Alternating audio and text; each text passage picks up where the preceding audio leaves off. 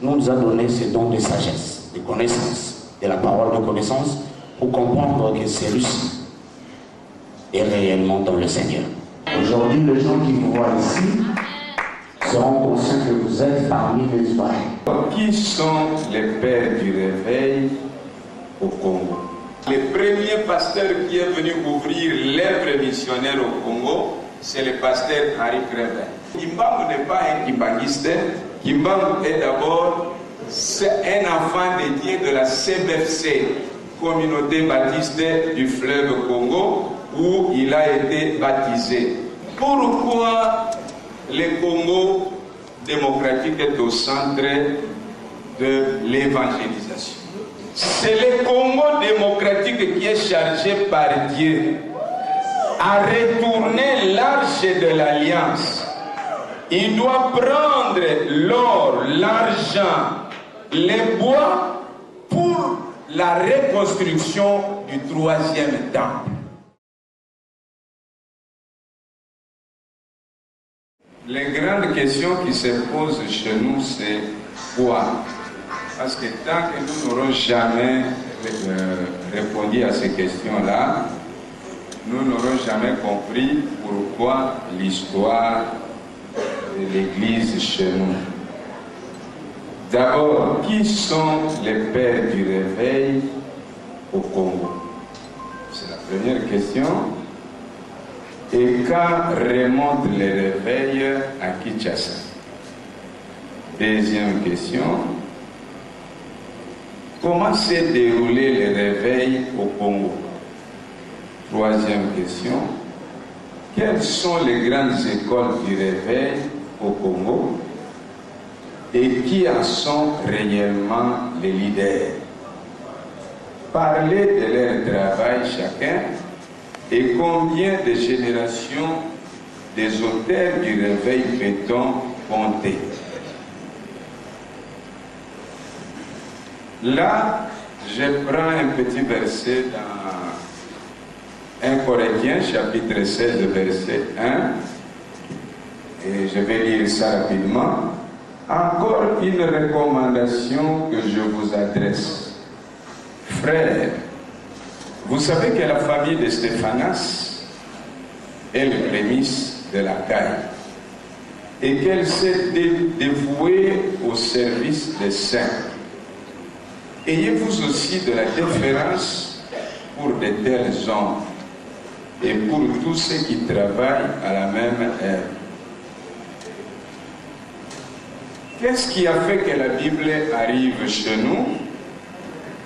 La Bible est arrivée chez nous pour deux raisons.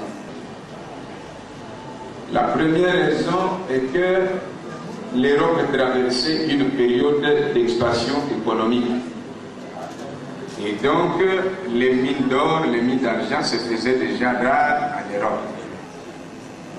Mais au-delà de ça, il y avait encore des épices qui devaient venir des Indes. Et comme les pays européens étaient désirés de s'ouvrir une autre voie, la conquête de la Turquie par les troupes arabes avait rendu les passages sur les détroits impossibles. Et c'est comme ça que le Portugal, à l'époque, c'est un petit pays de l'Europe qui n'avait pas encore plus de 2 millions de personnes, s'est jeté dans l'aventure. Et en descendant l'Atlantique vers le sud, Diego Cam découvre en 1482 l'embouchure du fleuve Congo qu'il surnomme Rio Poderoso. Il érige une stèle à l'honneur du roi du Portugal et grâce à ses interprètes guinéens, il apprend l'existence d'un grand royaume, Congo, dont le siège était en Banzakongo. Et c'est comme ça que les habitants de Pinda, actuellement Soyo, et qui avait porté encore le nom de San Antonio, lui demande d'envoyer des gens vers leur souverain qui habitait à San Salvador, donc Nzingambouf. Mais dans l'entretemps, je dois souligner que sur ce 3 navires placé sous le commandement de Diego Cao, se trouvait un aumônier de l'armée portugaise. Diego Cao fait voile vers le sud. Au retour, il ne trouve pas ses envoyés auprès de Zingakuvu. Alors, il s'accapare de 3 solongos de soyo. Il les amène au Portugal. Et là-bas, ils sont instruits dans les choses de blanc, comme on les disait à l'époque.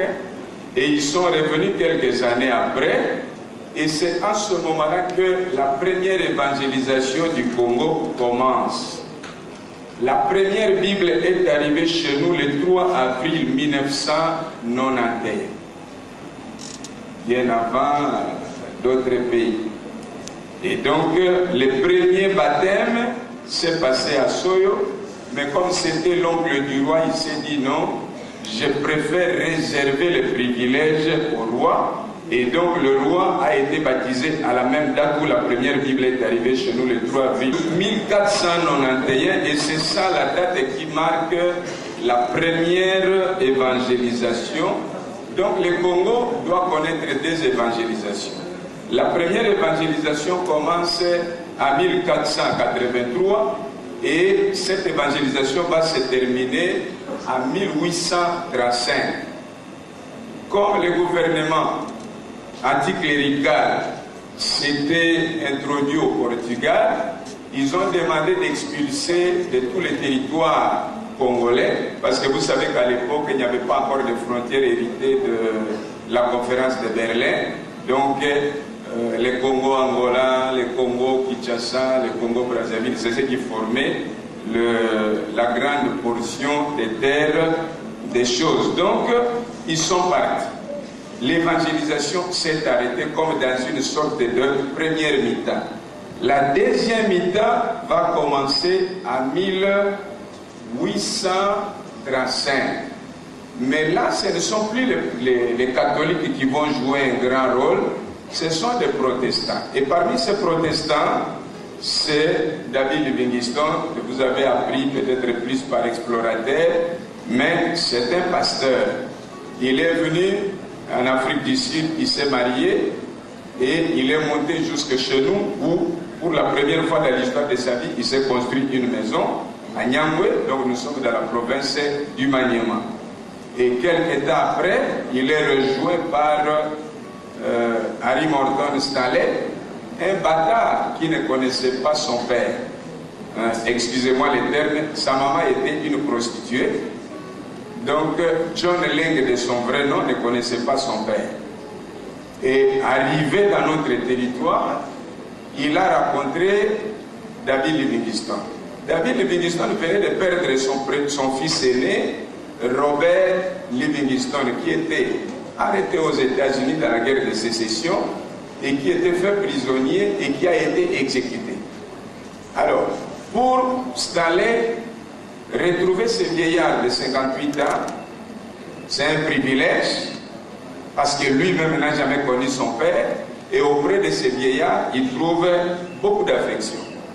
Et pour Livingstone, c'est Dieu qui vient de lui envoyer un enfant qu'il venait de perdre aux États-Unis et donc une relation s'est établie. C'est comme ça que le pressant de rentrer en Angleterre, il n'a pas voulu, il va lui confier les mémoires du grand explorateur. Il est rentré, il a publié ses mémoires et ça fait une grande indignation dans les chancelleries occidentales. Et finalement, comme le gouvernement britannique ne s'est pas intéressé à lui, il était invité à Bruxelles et c'est comme ça qu'on va lui confier la mission et d'exploration, et de colonisation, et de christianisation. C'est comme ça qu'on parle sur notre pays. Il y a 3C, colonisation, commercialisation et christianisation. Donc, il est revenu encore, arrivé à Matadi. Il voulait monter tous ces bateaux vers Léopoldville. Malheureusement, les rapides empêchaient cette progression.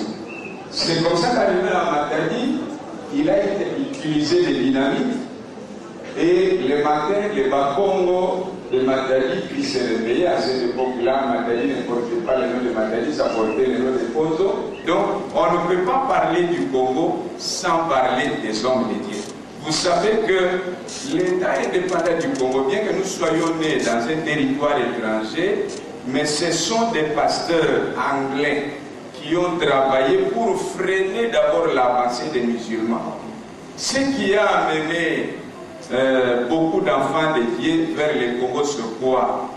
Parce qu'il y avait une légende à cette époque-là en Europe qui disait qu'il y avait un prêtre Jean qui était au cœur de l'Afrique et il était à la tête d'un grand empire chrétien. Alors il fallait aller se joindre à lui, l'aider pour arrêter l'avancée des musulmans. C'est comme ça que beaucoup d'enfants de Dieu sont arrivés vers le Congo. La soif de voir et la soif de contribuer à ce que le Congo ne tombe pas, le cœur de l'Afrique ne tombe pas entre les mains des musulmans. C'est ce qui a amené tous ces gens. Mais après la mort de Livingstone, je m'en vais vite, il s'est passé quelque chose. Tous les serviteurs de Dieu de l'Europe se sont dit, mais Livingstone avait commencé un grand travail au Congo.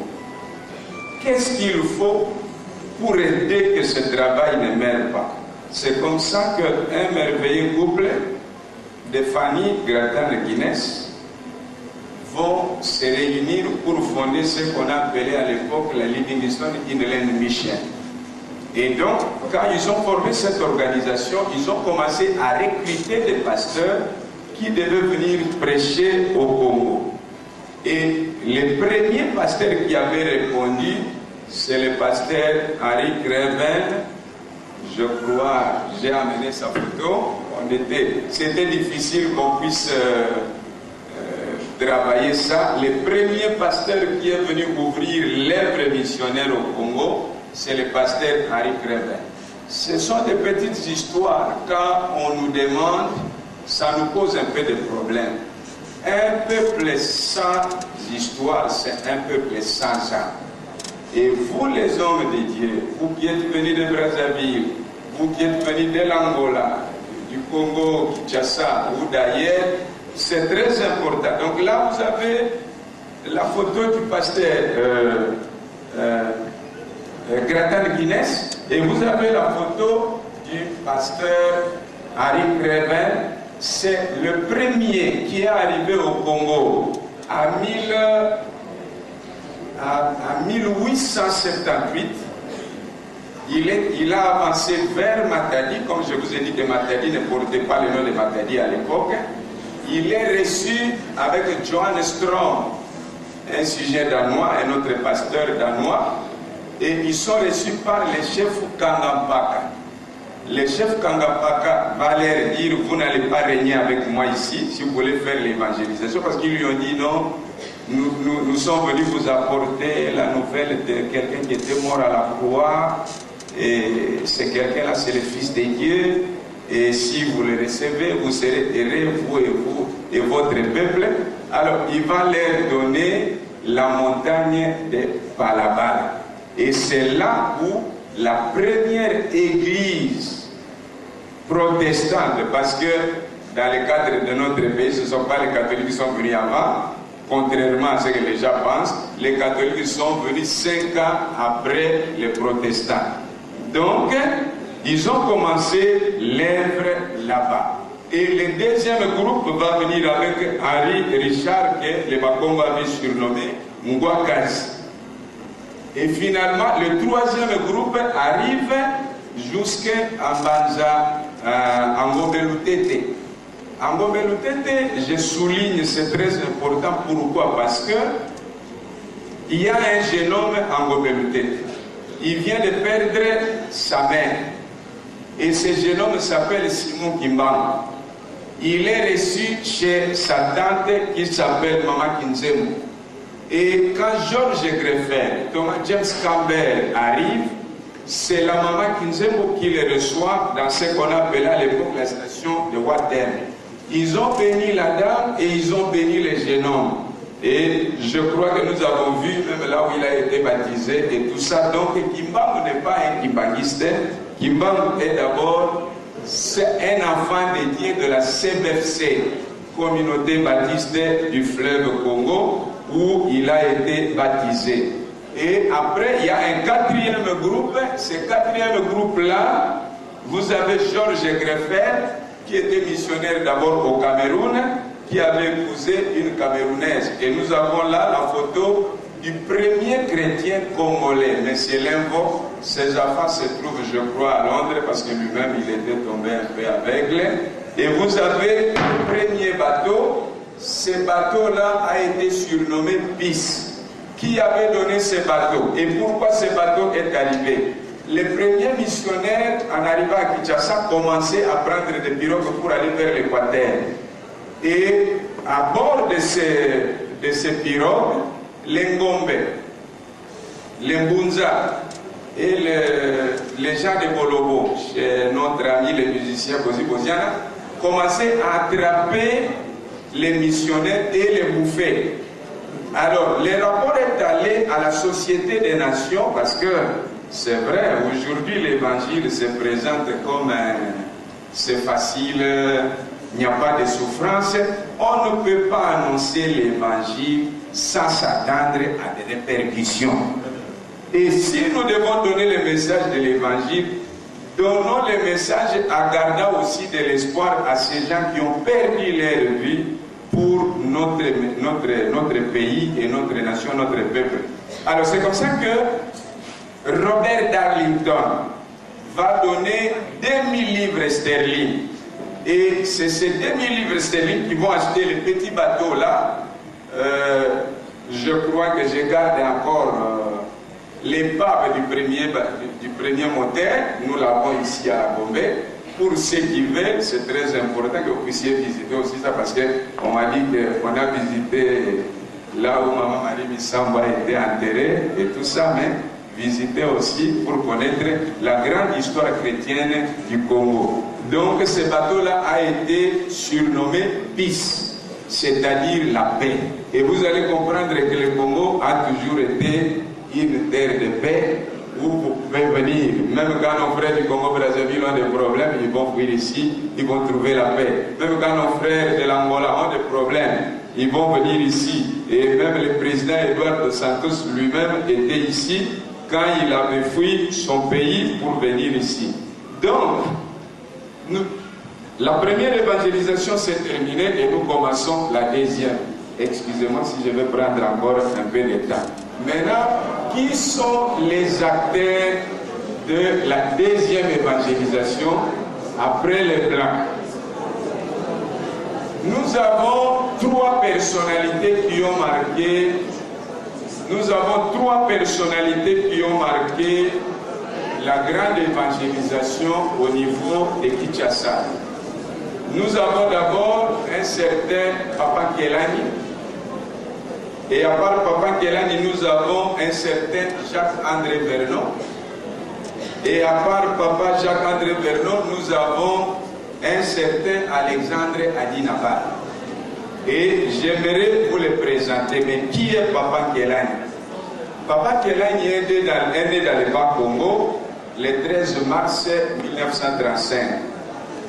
Son père s'appelait Joseph Pata et sa maman s'appelait Suzanne Mabonu. Il est marié, sa femme venait de mourir, je crois que le docteur capitaine doit avoir été là. Et c'est Papa Kelani qui arrive à Kinshasa dans les années 50. Et quand il arrive là-bas, ils se sont organisés pour trouver une église où les Noirs pouvaient se sentir à l'aise.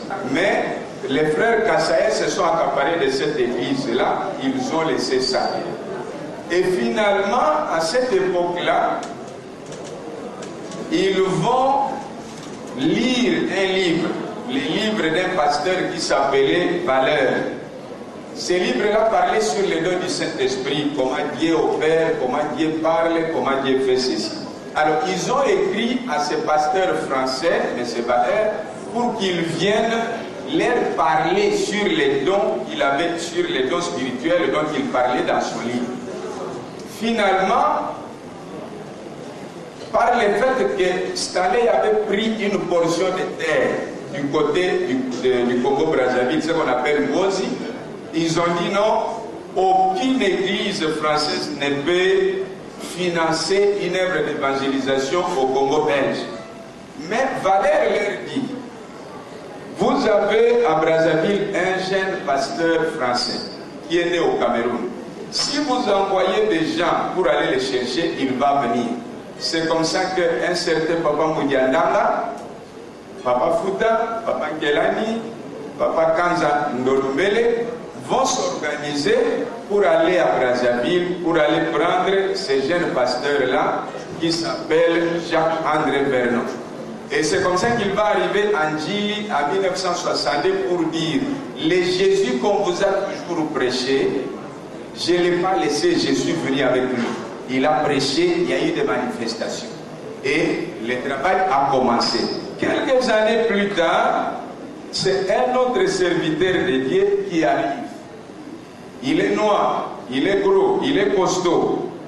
Et maintenant, quand il arrive, il dit à Papa Kelani, nous avons connu un évangéliste en Nairobi qui est venu, qui a prêché. Si nous appelons cet homme-là, il sera d'un grand concours pour l'évangélisation de notre pays. Donc, je cite Alexandre Adinabala.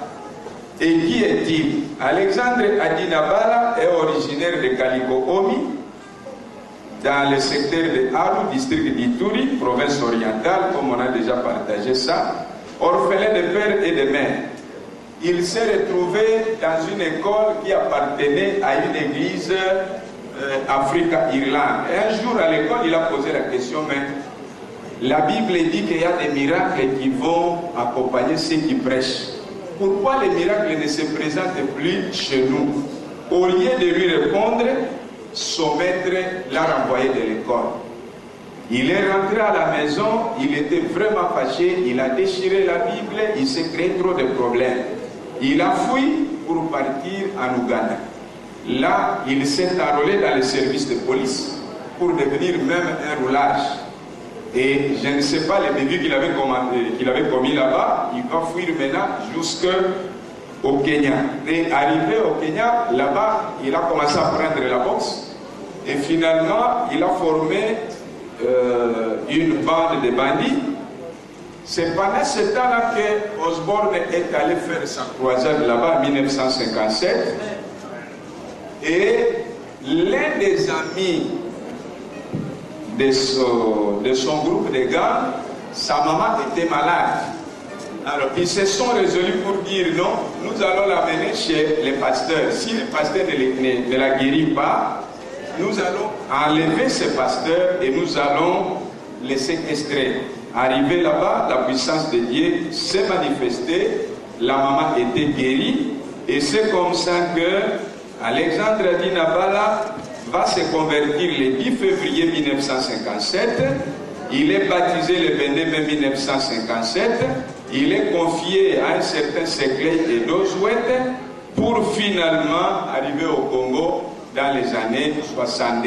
Et là encore, j'aimerais souligner que c'est Papa Kelani qui a reçu Vernon et c'est Papa Kelani qui a reçu encore Alexandre Adinabala. Pour nos frères d'Nzabé Malam qui ne le savent pas, avec tout le respect, Papa Adinabala a d'abord été pasteur de la KDC de la commune de Kalam. Là où se trouve la KDC Kalamou, c'est lui qui était le promoteur d'abord et il sera remplacé par Papa Batadouloa et finalement il est allé faire Sapepako, veut dire Fraternité évangélique de Pentecôte en Afrique au Congo. Alors, je vais terminer pour dire ceci. Pourquoi le Congo démocratique est au centre de l'évangélisation? Les lauréats aujourd'hui qui vont recevoir les trophées, c'est une façon de les encourager. Notre pays a reçu l'évangélisation au XVe siècle, comme je venais de vous dire. En 1751, le Congo a eu son premier évêque noir. Ce qui veut dire que la Bible a séjourné chez nous jusqu'à ce jour 6 siècles environ. Maintenant, vous les bénéficiaires, j'aimerais attirer votre attention. Ça, c'est un petit livre que je viens d'écrire il n'y a pas longtemps. Alors, je vais terminer comme je venais de vous dire, mais je voudrais vous lire quelque chose. Je voudrais vous lire quelque chose pour vous montrer. Les présidents, soyez gentils, le président d'Israël est arrivé à Kinshasa en 1984. Le président Mobutu l'a reçu avec un grand discours. Au moment de répondre, le président d'Israël n'a pas répondu avec beaucoup de paroles. Il a pris la Bible et il a dit au président Mobutu, Monsieur le Président, toute l'histoire de mon peuple se trouve dans ces livres.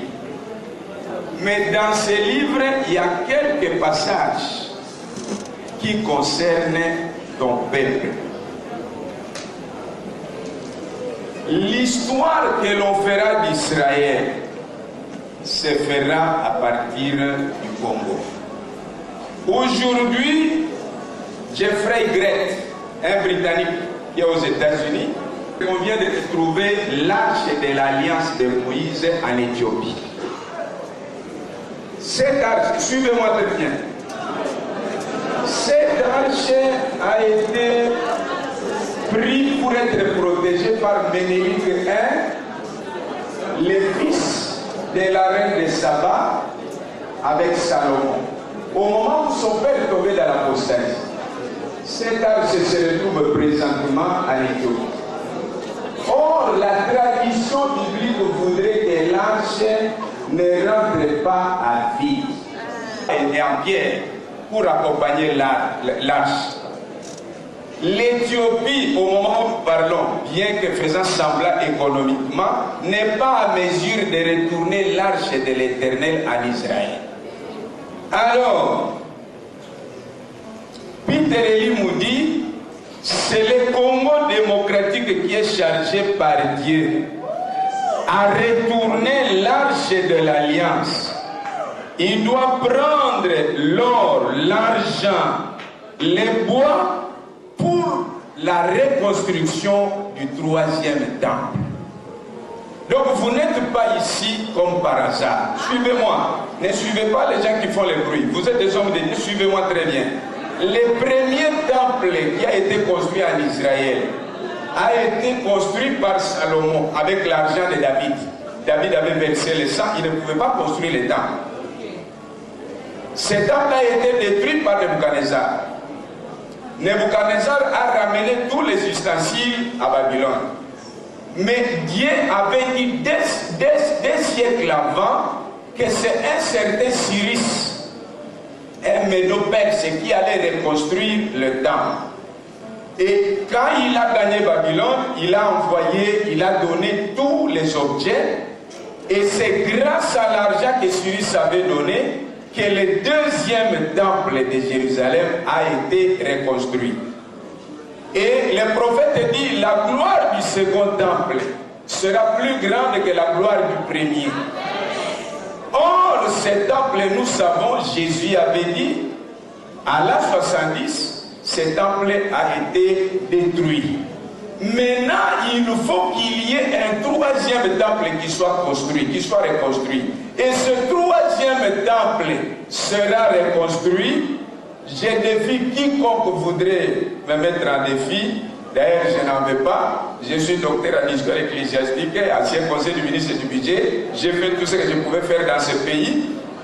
Ici, le 3e temple, c'est les serviteurs de Dieu et les enfants de Dieu du Congo qui doivent reconstruire ce temple.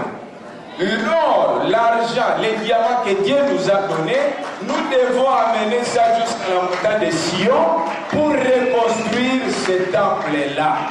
Et c'est à bord de ce temple-là que Jésus viendra régner pendant les 1000 ans pour accomplir les promesses donné à David.